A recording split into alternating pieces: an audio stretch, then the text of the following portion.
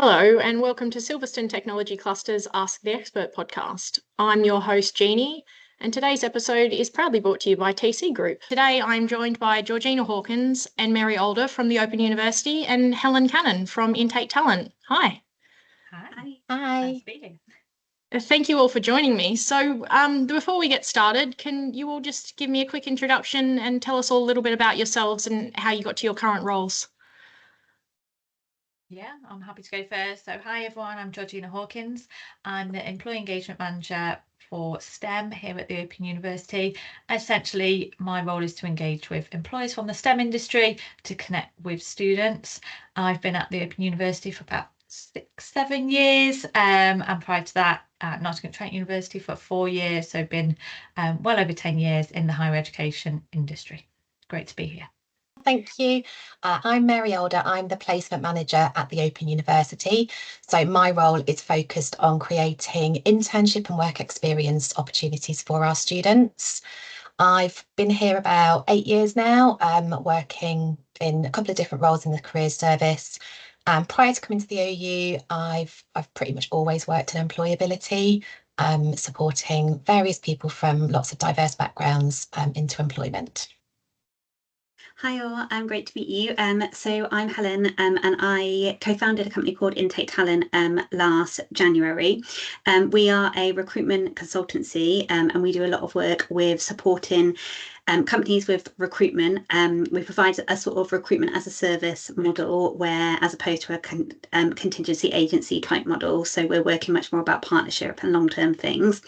One of the areas that we really focus on is helping the next generation of talent into the businesses. And we have come in to support STC with a specific project about working with the educational institutions and the members of STC to see how we can support and facilitate that connection. I have worked in recruitment my whole career before I set up on my company. I worked at University of Oxford for 5 years, and before that I worked in aviation and several other industries as well. That's brilliant. Thank you all so much. So let's get right into it. Georgina, do you just want to give us a little bit of an overview about what the Open University is and what you do there? Yeah, no problem. So the Open University, I'm sure a lot of people have heard of it, but you probably don't realise that actually we are the largest UK university, and we've got nearly 200,000 students enrolled with us at any one time. It does offer flexible online learning, and our students study at a distance, so they could be based all around the UK and all the nations, and also internationally. The majority are studying part-time, but we are seeing a big increase at the moment of those students wanting to study full-time with us, which is also available to our students. And I think the nice thing to share with everyone about the OU, which is short for the Open University, is our mission, and that it is open to people, places, methods and ideas, so making educational opportunity available to all. And I think that really shines through all the work that we do. And just to kind of share a little bit about who our Open University students are. So they are a diverse cohort, includes individuals of all ages, professions and life circumstances. Many of our students will be career changers, so they may have already had a degree and working life and look to change career, but we do have career starters and those looking to progress as career developers. We offer, as I say, part-time study. It offers flexibility, and one of the big things that we support is those who have shared that they have a disability, and we actually have over 38,000 students that have shared that with us. So it just shows that we are really accessible as a university. And then another thing to highlight is probably the age of our students. Notoriously, people think of the Open University and think of kind of older leisure learners. But our median age is around 28, and the highest percentage of students is that bracket between 25 and 34. But we are seeing a massive increase in that age bracket of 18 to 21. So since the pandemic, since the cost of living crisis, students have been thinking about, is going to brick universities for me? Maybe I want to start kind of working and gaining my education on the side. So I think that's really important to be aware that our demographic is changing at the moment and making employers aware of that. And then just the other thing about the Open University in regards to the members that are probably online listening is probably linking to our STEM faculty. So we do have over 70,000 students studying a STEM degree, and we have 6 schools within the STEM faculty. So they are computing and communications, engineering and innovation, mathematics and statistics, environment, earth and ecosystem sciences, life health and chemical sciences, and physical sciences. So we've kind of cover all of the STEM areas, and we do have students that will cover a combined STEM degree, so mix and match, and also we have the open degree that covers where students can mix and match across all of the faculties, so they could be doing business and IT or languages and science, so they can mix it up. And we're also continuously developing new courses. So to just highlight that have just started is our new computer science with artificial intelligence, very relevant at the moment, and the new biomedical sciences degree. So that's just a little bit, whistle-stop tour of the OU. I think that gives us a really nice snapshot and a really good understanding of how broad it is what you're doing there. And I know you talked a little bit about careers and people changing careers and getting people into careers, and you have a careers service there at the Open University. Can you tell me a little bit more about that, Mary? Yeah, absolutely. So the Open University's Careers and Employability Services support students throughout their studies and for 3 years after completing studies. And ultimately, the careers team is designed to help the students explore their career options and plan and work towards their career goals. So we offer a wide range of online tools and resources, as well as workshops that students can attend, such as on CV writing and developing interview skills. And then we also offer one-to-one sessions for those that are wanting that bit more personalised support. So Georgina and I are both part of the employer engagement team, which sits within the careers service. And as Georgina was saying, the role of our team is about bringing that employer voice into the careers offering. So ultimately, we work to build those strong employer relationships and connect our students and graduates with employers. So all of the work that we do really is about supporting the students with their career plans throughout their studies, and then building towards life after graduation. And actually recently through Uni Compare, we've been ranked the 3rd best university for employability in 2025, which is obviously something that we're really proud of. That's incredible. That's a great achievement. I think it's great that you are trying to connect these students with employers, because it's great for them to get an education, but to be able to then go out and get a job and have visibility for the employers, that's so important. So you mentioned that you've got the employer engagement offering there. Can you tell me a bit more about that, Georgina, and what that's all about? Yeah, no problem. And I think the key is we try and be as flexible as we can with employers, so working with our contacts to see what works for them.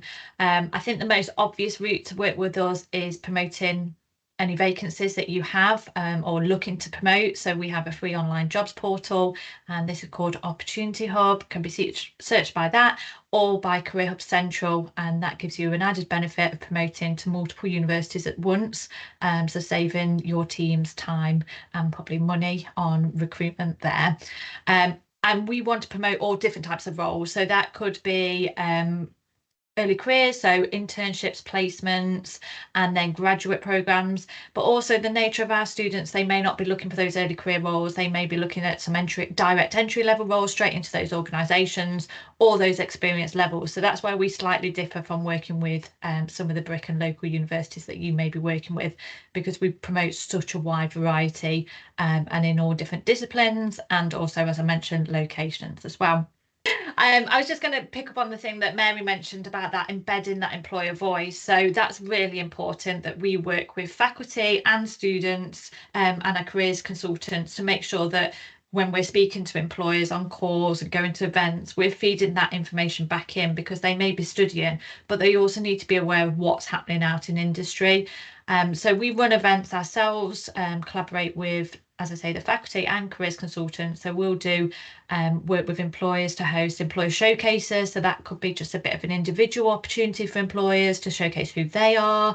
But we also do quite a few panels, and topics really range. So we've done them in the last few years on artificial intelligence, sustainability and green careers, to values-based recruitment, and we're always listening to kind of what the students' needs are and what the employers are, and theme those panels around them.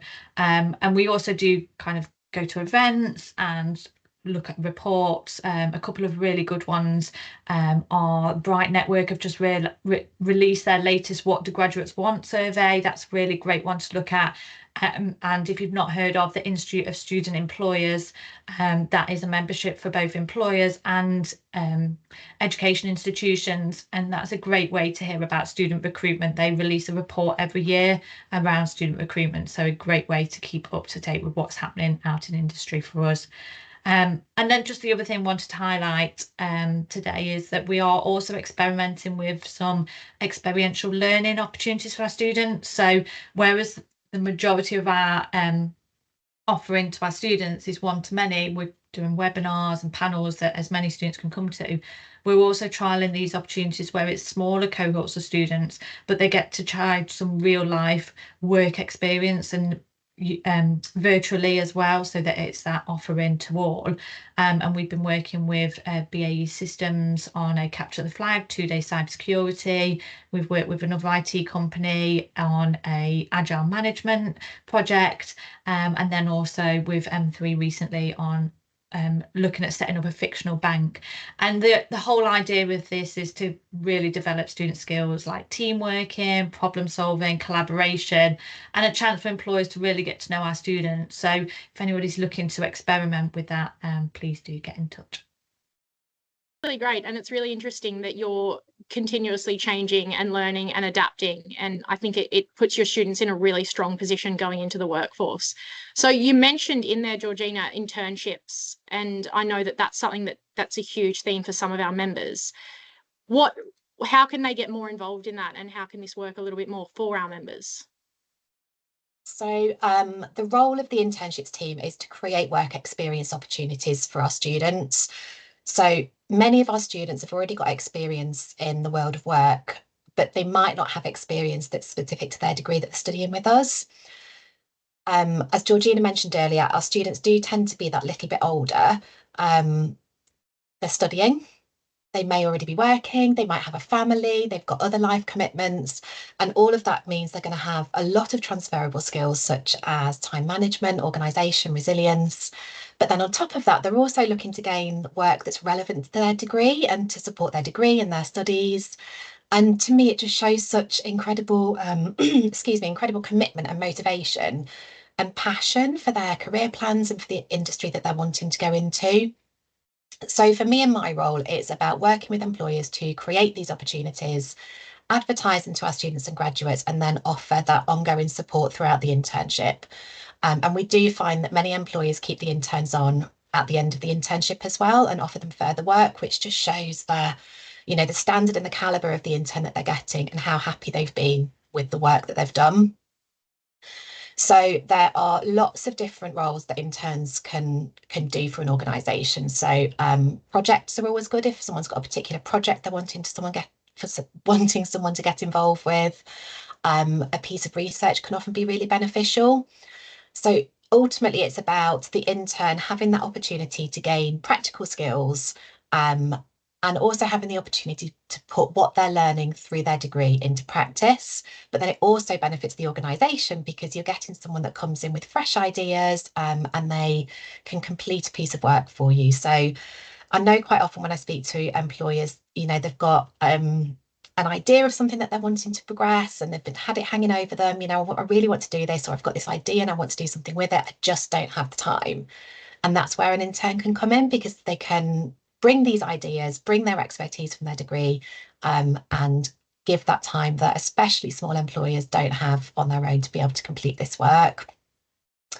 So roles can really vary. It could be in marketing, it could be an administrative role that gives insight into the sector, some sort of project coordinator role or research gathering and analysis, or it could be something that's more industry specific, like software development, data analysis. We've had junior back-end developer roles, things like that. I think the main thing to remember with an internship that it is about the student having that opportunity to learn in a really supportive environment. So as an employer, you want to be thinking about the support that you can offer to an intern that helps them to develop while also supporting and benefiting your business. One thing that employers always want to know about is the funding side of it. So we do have funding that is available to support with this. So we have funding for SMEs, small to medium-sized enterprises, through Santander.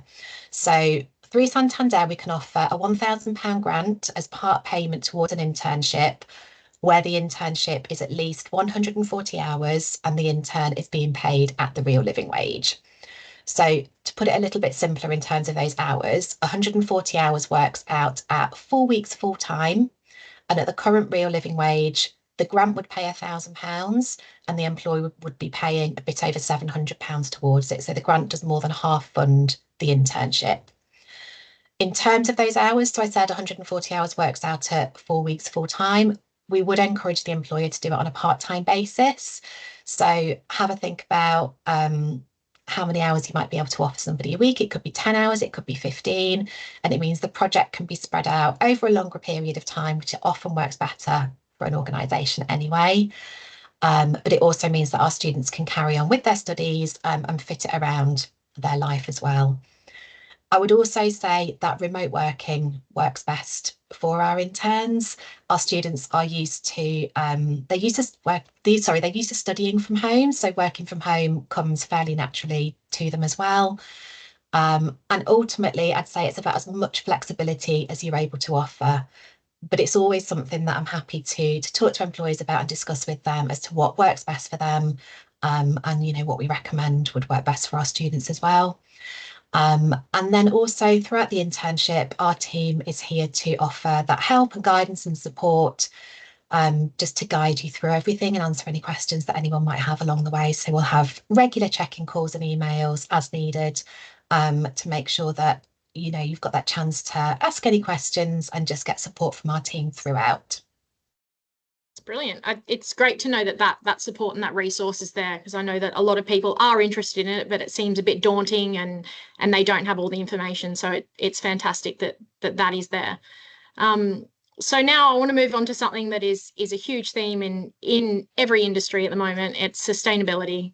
And can you tell me a little bit about sustainable careers and green careers, and what the focus is there for OU students? Yeah, absolutely. As you said, it's the buzzword at the moment. It's in every industry. It's not just impacting those in the STEM industry, but it is definitely up there for a lot of organisations. And we're finding that interest from students. So we're seeing roles that have environment, sustainability in the job title are gaining more and more views. One of the facts that we've got, so according to Prospect's sustainability survey from 2022, 86% of graduates who responded said it was vital that the company they work for has a positive environmental impact, and 85% emphasised the importance of sustainability practices. So I think organisations are thinking about it, but I'd also encourage them to showcase what they're doing in their companies about sustainability. Don't just kind of use it as a tick box exercise. Actually showcase to the world through LinkedIn, on your website, talk about it at student interviews, what you're doing, because that is what's important to students, and be prepared to answer questions from students when they come for interviews. I think one of the stats I wanted to share with you is that 1 in 5 environmental science graduates in the UK actually study with the OU. So you can see what an interest environmental science is with a lot of our students. And I think that will only grow over the coming years. And I think what we'd say is, where possible, highlight anything to do with sustainability if it's going to be part of their role in the job description. I think students are keen to see that in adverts on our website. And we're here to support you. So on our web pages, we've got a whole page dedicated to sustainability and careers, so we can support employers who are exploring this for the first time, maybe within regards to recruitment. We've got quite a few resources linked to the Open University. So if you've not heard of Open Learn, this has thousands of free resources for employers, not just on sustainability, across the whole board. So if you or your employees are looking to do any personal development, would highly recommend this, but they do have a sustainability hub, so there's lots of resource on there. And if you're not aware of the Sustainability Recruitment Alliance, that's an external organisation that we have partnered with, that they're there to support employers and make sure that their recruitment practices are sustainable as can be. So yeah, as I say, it's not just a buzzword for students. They're actively looking for those employers who are highlighting sustainability practices. They want it to be part of their role, even if it's not their core job. And we are doing lots of events with our students. So we held a employability sustainability forum online last month, which was really interesting to see what students are looking for in those green careers, and then looking at how those transferable skills can be moved across to green careers. So yeah, definitely, if you've got anything, add it into your job description. No, I think that it's really interesting to understand how attitudes are changing towards sustainability, and that can only be a good thing moving forward. And I think it's great that it's starting with students, and it's working its way into workplaces through the employees. So that's really great, and it's great that you have a focus on that there. And now, Helen, I just really wanted you to come in and kind of tie this together for us and help us understand how you help to bridge the gap between the students and the employers, and everything that you do with the STC members.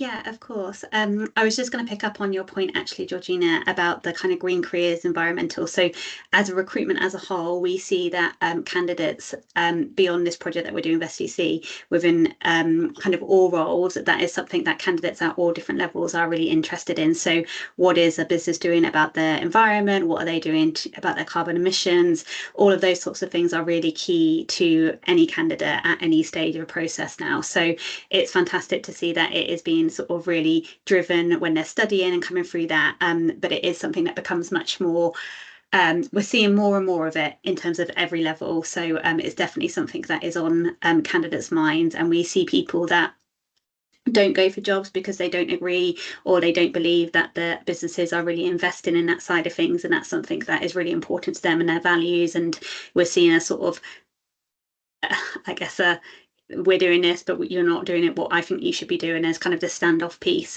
So it is huge with recruitment as a whole across the board.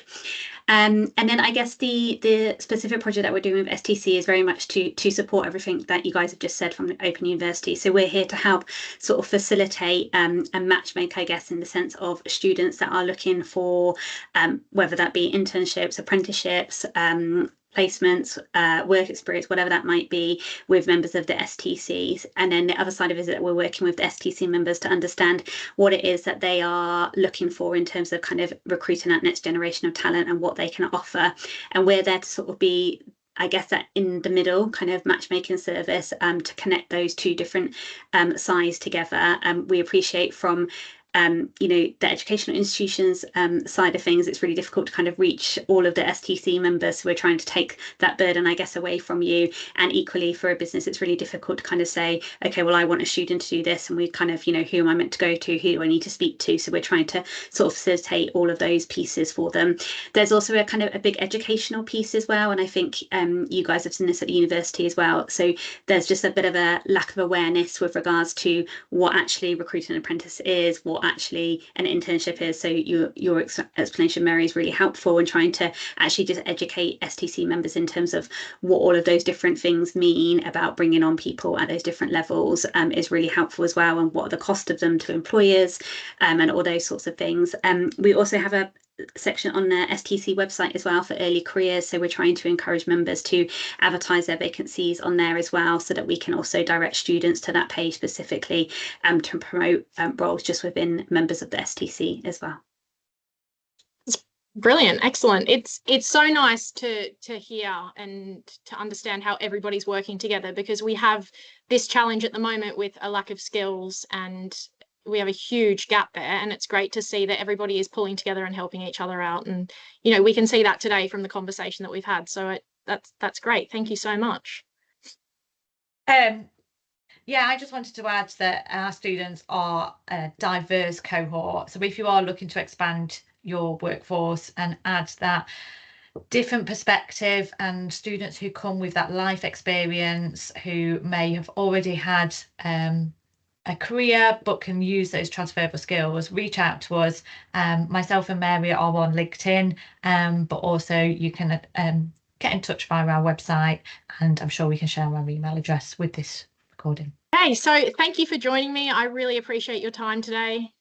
It's been interesting. It's been really informative, and it's great, like I said, to see everybody working together and collaborating together. Thank you. So Thank you. to everybody listening or watching, thank you for joining us. Thanks for tuning in for this episode. Please don't forget to subscribe to the STC's podcast so that you can keep updated on future episodes. Thank you.